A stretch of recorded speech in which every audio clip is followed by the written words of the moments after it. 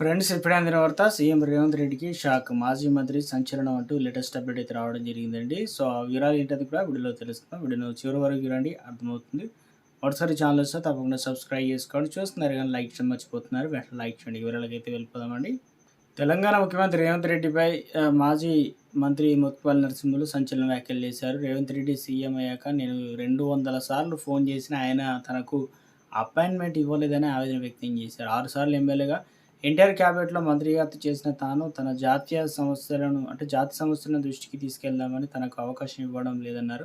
తాజాగా ఒక యూట్యూబ్ ఛానల్‌కి ఇచ్చినటువంటి ఇంటర్వ్యూలో మాట్లాడిన ఆయన ఎస్సీ వర్గీకరణ కోసం అమరులైన వారి కుటుంబాలకు ఆర్థిక సాయం అడుగుదామని ప్రయత్నిస్తే అపాయింట్మెంట్ ఇవ్వడం లేదన్నారు. 5 ఎకరాల భూమి ఇస్తే మాదిగ భవనం నిర్మించుకుంటామన్నారు. అక్కడికి నన్ను పిలవలే. ఇక మాదిగ ఎంప్లాయీస్ కోఆర్డినేషన్ కమిటీ ఏర్పాటు చేసినందుకు కృతజ్ఞత కమిటీకి తనను పిలవలేదని మోత్కుపల్లి అన్నారు. ముఖ్యమంత్రి పిలవడం లేదు కాబట్టే నిర్వాహకులు కూడా తనను పిలవలేదేమో అన్నారు. తాను కాంగ్రెస్ పార్టీలోనే ఉన్నానని, ఎంతకాలం సీఎం పదవిలో ఉంటావో ఉండు, నిన్ను నా భుజాన మోస్తున్నామని చెప్పాను.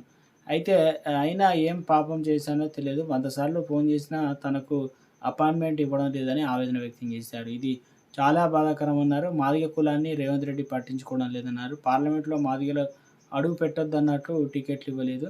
రాజ్యసభ ఎమ్మెల్యే, అదేవిధంగా ఎమ్మెల్సీగా సరైన అవకాశం ఇవ్వకుండా మాదిగలు చట్టసభలో అడిగి పెట్టవద్దన్న ప్రభుత్వం వివరిస్తుంది. వందల కార్పొరేషన్లు వేస్తే అందులో మాదిగలకు ఇక ముఖ్యంగా ఒక్కటే ఇచ్చారని, మా సమస్యలు పరిష్కరించుకుందామని మనం కలిసి ఉన్నాం, కలిసి దావత్ చేసుకుందామంటే దానితో ఎవరికి సంతోషమని ప్రశ్నించారు. రేవంత్ రెడ్డిపై మాకు ఎలాంటి కోపం లేదని, కానీ మా సమస్యల పరిష్కారానికి కృషి చేయాలన్నారు. మాదిగ మహాశక్తి సంబంధిత సంస్థ రాజ్యాధికారం కోసం మాదిగలు సంఘటితం కావాల్సినటువంటి అవసరం ఉందని, అందుకోసమే మాదిగ మహాశక్తి అనే సంస్థను ప్రారంభించామన్నారు. ఇది రాజకీయ పార్టీ కాదని, జాతీయ ప్రయోజనాల కోసం పనిచేసే సంస్థ అన్నారు. రాజకీయంగా మాదిగల వద్ద ఓట్లు ఉన్నాయి.